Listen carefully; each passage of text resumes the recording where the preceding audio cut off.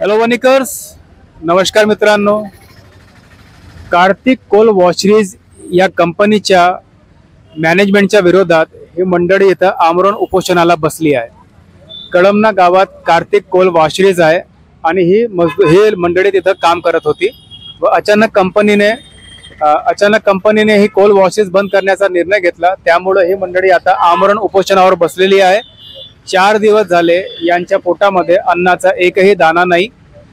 तुमच्या मागण्या काय आहे व एकंदरीत यामागची परिस्थिती काय, तुम्ही का बरं उपोषणाला बसलाय? 2004 मध्ये जेव्हा ही कंपनी आली आमच्या गावाला, तेव्हा ग्रामपंचायत मार्फत एनओसी दिली त्यांना. 2004 मध्ये कंपनी चालवण्यासाठी, उद्योगधंदा करण्यासाठी त्यांना त्या ना हरकत प्रमाणपत्रामध्ये असं लिहिण्यात आलं होतं की कळमना खुर्द या गावातले ज्या परिसरातले लोक आहे, आम्ही 80% लोक त्या कंपनीला घेऊ. त्यांनी 80% लोक घेतले, पण अशा पद्धतीने घेतली की त्या मजुराचं त्यांनी त्या लोकांनी शोषण करून घेतलं. आणि त्यातल्या त्यात गेले 20 वर्षापासून ती कंपनी चालू आहे. 20 वर्षापासून आम्ही त्या कंपनीत काम करत आहोत, पण आम्हाला आतापर्यंत परमनंट त्यानं कंपनी एम्प्लॉईज म्हणून घेतलं नाही. आम्ही वारंवार तोंडी दिलं, त्यांना लेखी दिलं. आम्ही ग्रामपंचायत मार्फत दिलं. त्यातल्या त्यात कलेक्टर पर्यंत गेलो. आम्ही निवेदन कलेक्टर साहेबाला दिलं, एडीओ साहेबाला दिलं, यवतमाळ लेबर म्हणजे सरकारी कामगार अधिकाऱ्याकडे मी सुद्धा गेलो. पण त्या मीटिंग मध्ये 2-3दा मीटिंग झाल्या, पण एकही मीटिंगला हे कंपनी प्रशासन काही हजर झालं नाही. हे कंपनी मॅनेजमेंट एवढं मुजोर आहे की त्यांना वारंवार प्रयत्न करून सुद्धा त्यांना म्हणजे आमची दाद पुनच घेतली नाही. दाद न घेतल्यामुळे यांनी अचानक 31 जुलैला या कंपनीने अचानक नोटीस लावले की तुम्ही एक म्हणजे निलेश निळकंठराव गायकवाड या कॉन्ट्रॅक्ट बेस मध्ये तुम्ही या कॉन्ट्रॅक्टरकडे येता आणि त्यांचं काम आजपासून या कंपनीमध्ये संपुष्टात आला आहे. उद्यापासून तुम्हाला काम नाही आहे.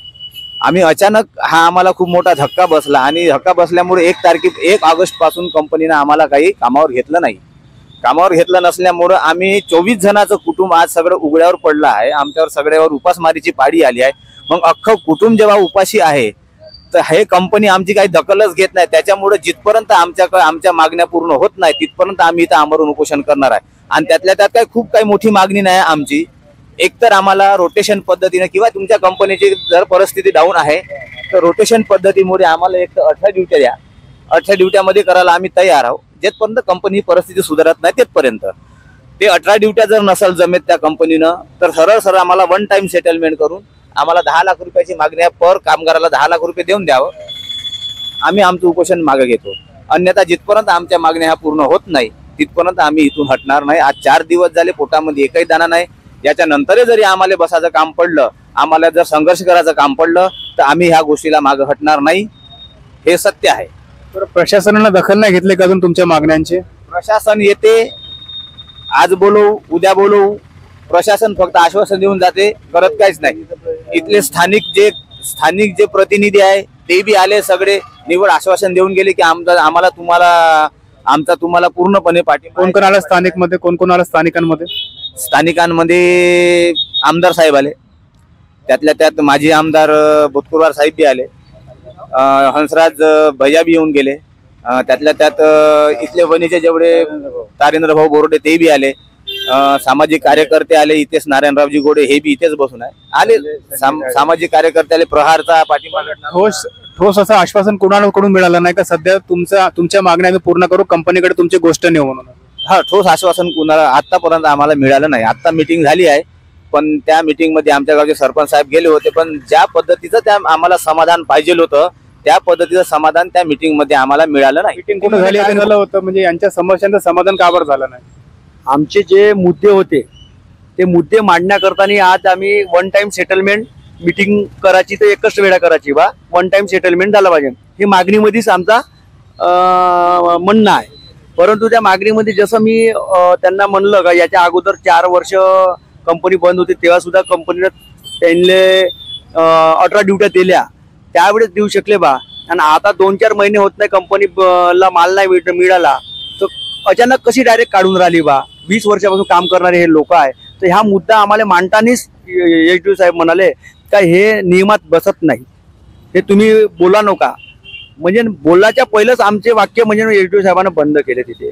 मग दुसरा विषय काय आहे म्हणे तर दुसरा विषय मी म्हणलं, जो काही आमची म्हणजे मागणी आहे का आज 20 वर्षाच्या बाद हे सर्व कामगार 45-50 वर्षाचे आहे असं नाही म्हणत, तो एचडीओ साहेबांना तिथं सुद्धा मला थांबवलं का ते मला नका सांगा, त्यांची तुझी मागणी सांगा म्हणे. तर मागणीच सांगता माझे तोंड बंद करायचा प्रयत्न साहेबांना केला. ते मला काही बोलण्याची माझी व्यथा सांगू नाही दिली. माझ्या गावकऱ्याच्या जे माध्यमातून मला जे बोलायचं होतं त्या मीटिंग मध्ये ते माझी कुठलीही त्या मागण्याची व्यथा हे सांगू नाही दिली.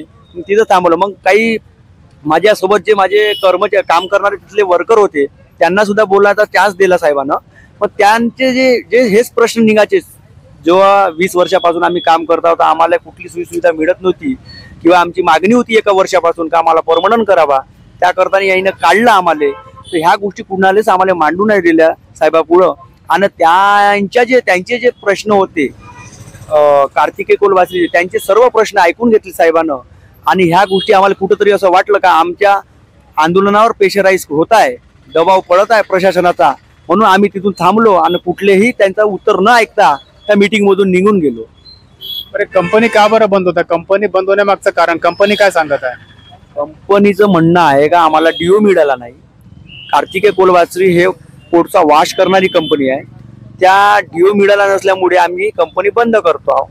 आणि आज कंपनीची परिस्थिती नाही तर ह्या कंपनीच्या व्यत्यय आहे. पण कंपनीनं जेव्हा 20 वर्ष ह्या आमच्या कामगारांचं जे शोषण केलं, म्हणजे 10,000 रुपये पेमेंटमध्ये आम्ही दिवस काढले, 18 ड्युट्यामध्ये आम्ही दिवस काढले, 4-4 वर्ष आम्ही त्यावेळेस थांबू शकलो ना. आता ज्यावेळेस आमची वेळ आली का ह्या 2 महिन्यातच आम्हाला काढून राहिले, हे कंपनीचं धोरण आम्हाला असं वाटत नाही का आम्हाला समोर काही त्यांच्या माध्यमातून ऐकायला भेटेल बा म्हणून. कंपनी परमनंट बंद होता का तात्पुरती बंद होता? तात्पुरती. हा, ते एक प्रश्न तुम्ही चांगला केला भाऊ. आम्हाला जे आपल्या मीडियाच्या माध्यमातून जे आम्हाला तुम्ही प्रश्न करताय, खूप व्यवस्थित प्रश्न करत आहे. कारण की कंपनी तात्पुरती बंद होत आहे. तात्पुरती बंद होत आहे म्हणून आमची 10 लाख रुपये मागणी आहे. जर कंपनी कायमस्वरूपी बंद करत असेल, सील लावत असेल कंपनीले, आम्ही ग्रामपंचायतमधून ह्या ठराव घेतला, आपल्या मीडियाच्या माध्यमातून दाखवतो का सर्व गावकरी आम्ही एक झालो, या कंपनीतून कुठला फायदा नाही मिळत आहे, म्हणून या ग्रामपंचायतच्या माध्यमातून एक ठराव घेतला का बा कंपनी आमचे स्थानिक लोकच नाही तर कंपनी तात्पुरत्या बी वर्षावर चालली नाही पाहिजे, तात्पुरत्या याच्यावर त्यांनी चालवतो म्हणून. मग त्यांनी म्हणत आहे का तुमचा हिशोब करत आहो, हिशोबामध्ये 2,40,000, कोणाला 2,30,000, 2,35,000 त्यांच्या 20 वर्षाच्या टार्गेटनुसार यांना पैसे आम्ही न म्हणता टाकूनही दिले. आम्ही पैसे उचलले नाही.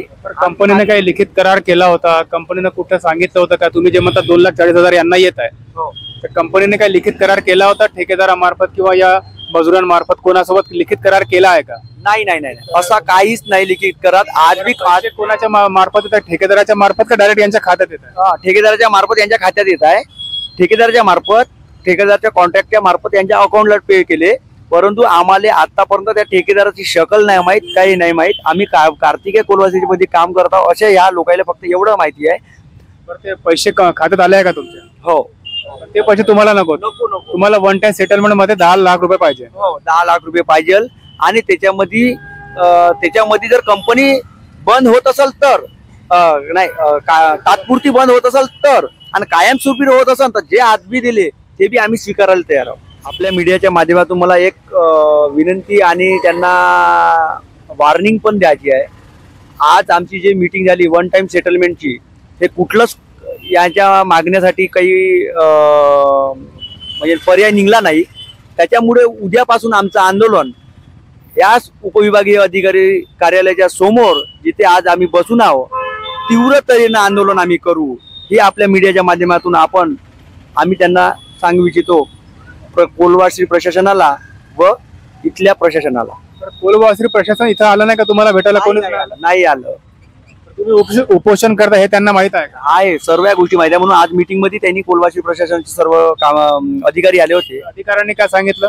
त्यांनी तेच का जे म्हणजे आम्ही आमच्या हिशोबात होत आहे यांचा जो बजेट, त्या हिशोबाने आम्ही बजेट आमच्या नियमानं देतो. आणि कंपनी तात्पुरती बंद करता का पूर्णपणे बंद करता? त्यांनी अधिकाऱ्यांनी मीटिंग मध्ये काय सांगितलं? हा, तर तेच मीटिंग आम्ही तात्पुरती करत आहोत म्हणे. आमचा करोडोचा प्लॅन आहे. त्यांनी कंपनीवाल्याची बाजू समजून घेता अधिकारी लोक इथले, का आमचा करोडोचा प्लॅन आहे म्हणून त्यांनी तात्पुरती बंद करत आहे आणि आम्हाला हिशोब करून सुट्टी करत आहे. आणि ते किरण तात्पुरती बंद झाल्यानंतर जेव्हा कंपनी सुरू होईल तर या मजुरांना सामावून घेण्याचं कुठलं आश्वासन त्यांनी दिलं आहे का? हो, समोर घेतो बा म्हणत आहे, समोर वगैरे लिखित आश्वासन दिलं आहे का?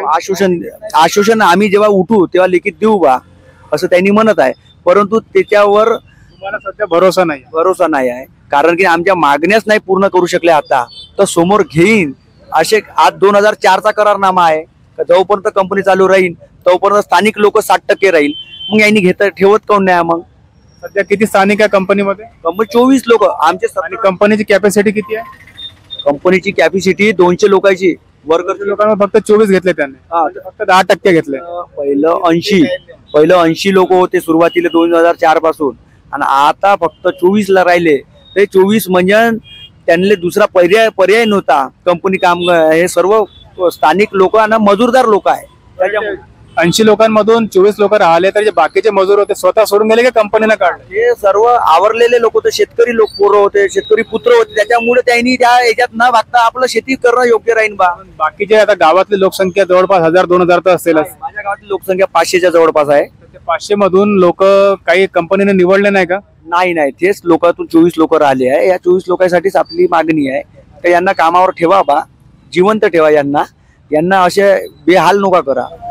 तर मुख्य मुद्दा हाच आहे की कंपनी स्थानिक मजुरांना काम देत नाही, ज्यांना काम देत आहे त्यांच्याशी नीट वागत नाही, त्यांच्या मागण्या योग्यरित्या पूर्ण करत नाही. प्रशासनाच्या कोर्टात हा चेंडू गेलेला आहे. आता प्रशासन यावर काय निर्णय घेते हे आता समोरच कळेल आपल्याला. परंतु प्रशासनासोबत SDO साहेबांसोबत यांची जी मीटिंग झाली त्या मीटिंगमध्ये सध्या कुठलाही तोडगा निघालेला नाही आहे.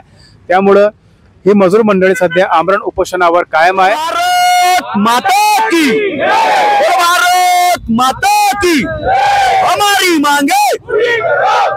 मांगे